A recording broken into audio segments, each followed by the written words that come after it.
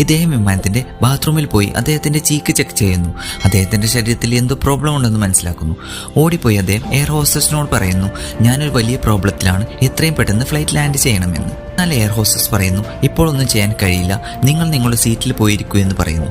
ദേഷ്യം വന്ന അദ്ദേഹം പറയുന്നു, ബാത്റൂമിൽ പോയി നിങ്ങൾ ഡോർ ലോക്ക് ചെയ്യണം, എന്ത് സംഭവിച്ചാലും ഡോർ ഓപ്പൺ ചെയ്യരുത് എന്ന് പറയുന്നു. ഇത് കേട്ട് എയർ ഹോസ്റ്റസിന് എന്തോ പേടിയാകുന്നു. എന്തോ പ്രോബ്ലം വരാനുണ്ടെന്ന് മനസ്സിലാക്കിയ അവർ ഓക്കെ എന്ന് പറയുന്നു. ശേഷം അദ്ദേഹം ബാത്റൂമിലേക്ക് ഓടിപ്പോകുന്നു. എന്നിട്ട് കതക് ലോക്ക് ചെയ്യുന്നു. പെട്ടെന്ന് അയാളുടെ മൂക്കിൽ നിന്ന് ബ്ലഡ് വരുന്നു. ശേഷം പല്ലുകളെല്ലാം കൊഴിഞ്ഞു പോകുന്നു. കുഞ്ഞു നിൽക്കുമ്പോൾ മുതുകിൽ മുള്ളുപോലെ എന്തോ മുളച്ചു വരുന്നു.